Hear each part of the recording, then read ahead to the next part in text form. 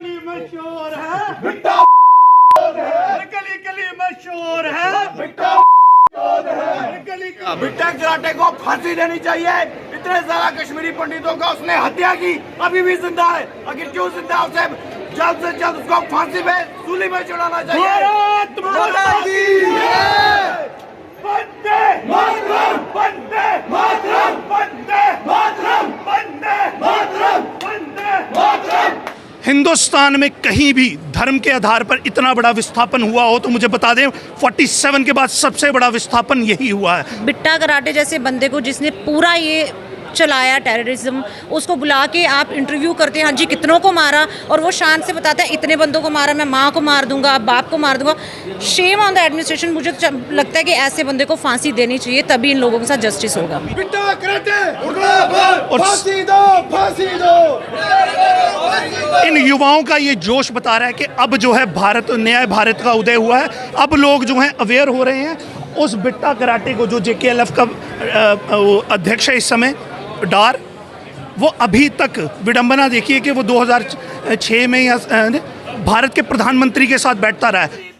फांसी दो, बिट्टा कराटे को फांसी दो। फिल्म सबको देखनी चाहिए।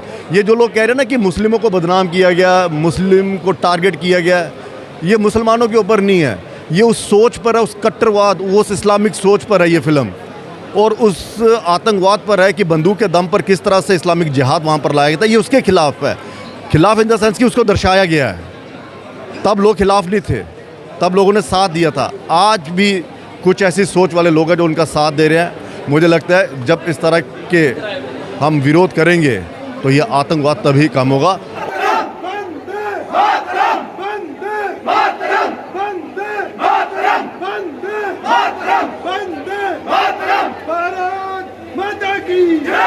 जेल का मेरे को मतलब समझ नहीं आ रहा। अगर आप मकबूल भट्ट को आपने कहा कि उसने JKLF जो है उसको स्टार्ट किया, उसको फांसी दे सकते हो, तो जो बंदा ओपनली ये कबूल कर रहा है कि मैंने 25 या 30 या 40 से ज़्यादा कश्मीरी पंडित मारे हैं, आपने उसको दामाद क्यों बना के रखा है? क्यों उस पर सरकारी खर्च आप उसको जेल में डाल के कर रहे हो? फांसी पे चढ़ाओ उसको भी। बड़ी ही दुर्भाग्य की बात है हमारी कंट्री के लिए। पिक्चर देखी, कैसा लगा? बहुत अच्छा लगा सर। जो सच है वो दिखाया है, बहुत सच दिखाया गया, बिल्कुल।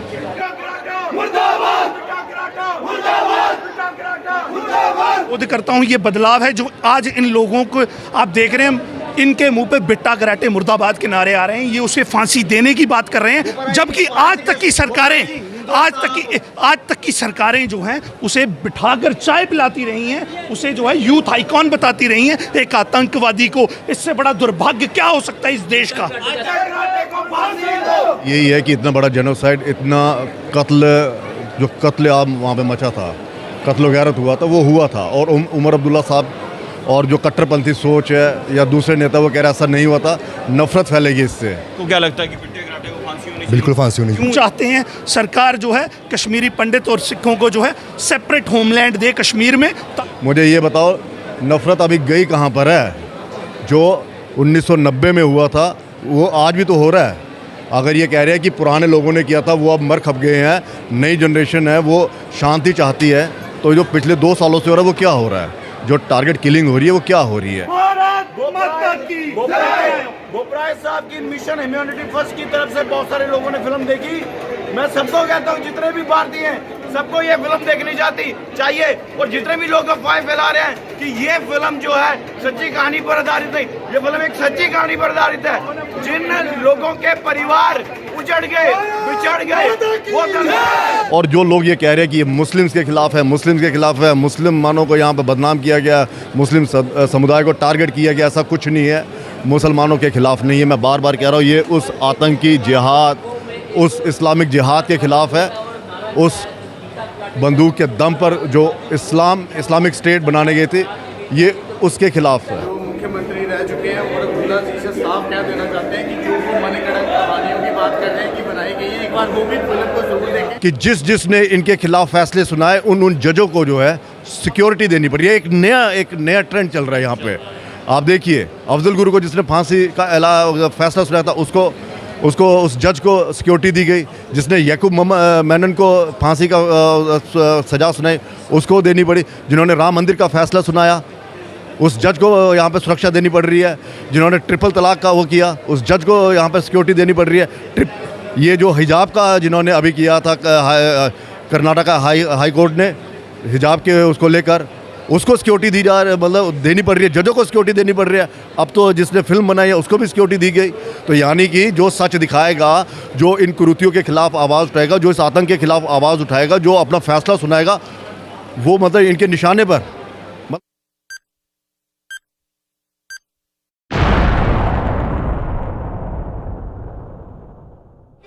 द कश्मीर फाइल्स मूवी देखने के बाद लोगों में जोश है। जितने भी लोग यहाँ पर देखने आए, Amandeep Singh Bopara mission humanity first की तरफ से यहाँ पर कई लोगों को फिल्म दिखाई और बिट्टा कराटे आज भी जिंदा है। क्यों जिंदा है, क्या लगता है फिल्म देखने के बाद? देखिए, ये सत्य घटनाओं पर आधारित मूवी थी और ये जो कश्मीरी पंडितों का जो एक सच था वो बताया नहीं गया था। और 30 साल के बाद एक इनिशिएटिव लेकर जो है ये मूवी आई है और बड़ा ही अच्छा इनिशिएटिव है। सच बताया गया है। जो सेट नैरेटिव्स थे, जो आप बताइए, जो प्रोसिक्यूटर्स थे उनको विक्टिम बताया जाता था। जो कश्मीर में सेपरेटिस्ट लॉबी है वो हमेशा अपने आप को विक्टिम बताती थी और जिन पर जुल्म हुए थे उन्हें कहा जाता था ये अपनी मर्जी से चले गए हैं। आप बताइए कि लाखों करोड़ों की अपनी प्रॉपर्टियां छोड़ के कौन आदमी जो है जम्मू में या दिल्ली में अपने टेंटों में आएगा। ये जो चीज़ें थी ये और सबसे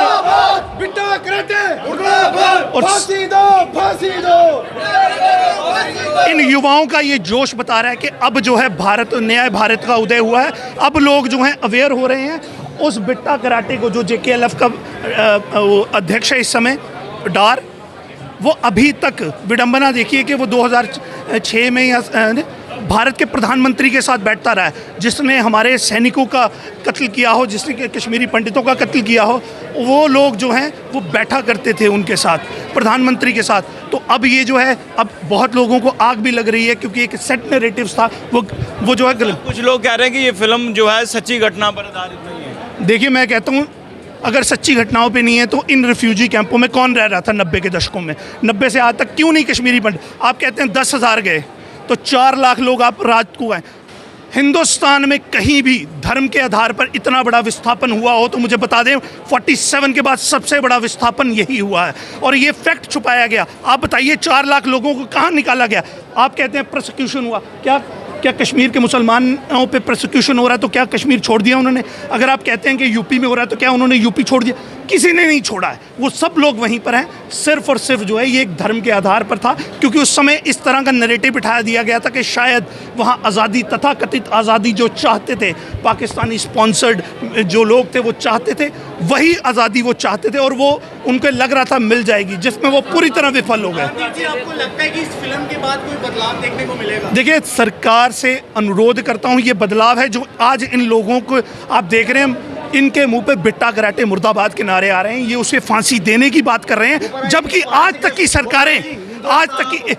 की सरकारें जो हैं उसे बिठाकर चाय पिलाती रही हैं, उसे जो है यूथ आइकॉन बताती रही हैं एक आतंकवादी को। इससे बड़ा दुर्भाग्य क्या हो सकता है इस देश का? हटने के बाद भी उन लोगों को कश्मीर घाटी में रहने की जगह नहीं मिल रही। देखिए, मैं यही कह रहा था कि सेट नैरेटिव्स नहीं थे। हम चाहते हैं सरकार जो है कश्मीरी पंडित और सिखों को जो है सेपरेट होमलैंड दे कश्मीर में, ताकि उनकी सुरक्षा का। उमर अब्दुल्ला कह रहा है अगर ये डॉक्यूमेंट्री है तो ये सही है, अगर ये फिल्म है तो ये सही नहीं है। उनके पिताजी 19 जनवरी 1990 को माफ़ करिए, जम्मू कश्मीर के जो है मुख्यमंत्री थे और होम मिनिस्टर जो थे वो कोई और नहीं थे, वो मुफ्ती मोहम्मद सईद थे। ये मैं नहीं कह रहा, आप जाके गूगल कर लीजिएगा, आपको पता लग जाएगा इस देश में किस तरह से जो है एक सेट चल रहा था। यहाँ पर और भी लोगों ने फिल्म देखी है, क्या लग रहा है कि बिट्टा कराटा अभी भी जिंदा है और कराटे ने कितने सारे कश्मीरी पंडितों का खून बहा दिया? सर देखिए, तो दुर्भाग्य हमारी कंट्री के लिए अगर देखा जाए, मतलब उस बंदे ने ओपनली एक इंटरव्यू में कहा था कि मैंने इतने बंदे मारे हैं, मैंने 5 जो IF के बंदे मारे हैं, इतने कश्मीरी पंडित मारे हैं। उसके बाद उसको थोड़ी देर जेल होती है, जेल के बाद उसको फिर से बेल मिल जाती है पुरानी सरकार में, और 2018 या 19 में उसको दोबारा पकड़ा जाता है। जेल का मेरे को मतलब समझ नहीं आ रहा। अगर आप मकबूल भट्ट को, आपने कहा कि उसने JKLF जो है उसको स्टार्ट किया, उसको फांसी दे सकते हो, तो जो बंदा ओपनली ये कबूल कर रहा है कि मैंने 25 या 30 या 40 से ज़्यादा कश्मीरी पंडित मारे हैं, आपने उसको दामाद क्यों बना के रखा है? क्यों उस पर सरकारी खर्च आप उसको जेल में डाल के कर रहे हो? फांसी पे चढ़ाओ उसको भी।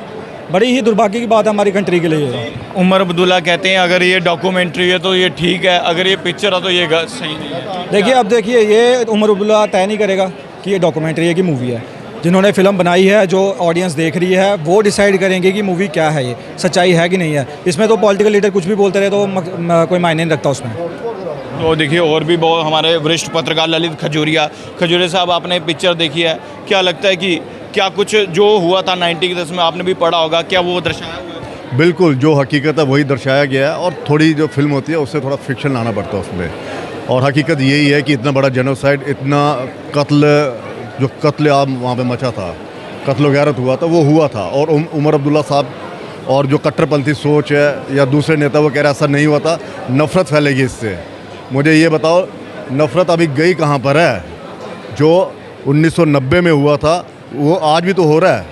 अगर ये कह रहे हैं कि पुराने लोगों ने किया था वो अब मर खप गए हैं, नई जनरेशन है वो शांति चाहती है, तो जो पिछले 2 सालों से हो रहा है वो क्या हो रहा है? जो टारगेट किलिंग हो रही है वो क्या हो रही है? तो ये फ़िल्म बिल्कुल एकदम सही है और मुझे लगता है ये फ़िल्म सबको देखनी चाहिए।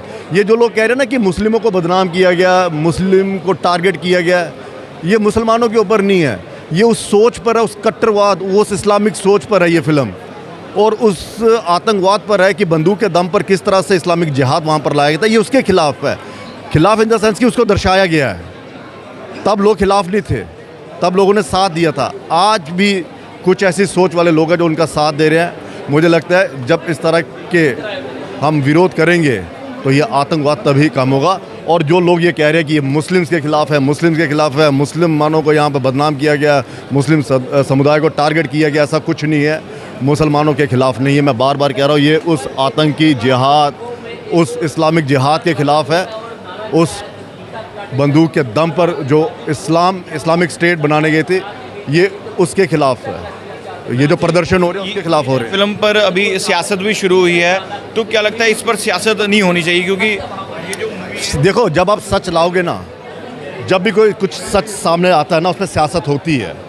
मैं अगर दूसरी पार्टी का हूँ, मुझे ये फिल्म पसंद नहीं है, मुझे लग रहा है कि मुझे एक्सपोज किया जा रहा है, तो मैं तो इसकी मुखालफत करूँगा ना, इसके ऊपर सियासत करूँगा।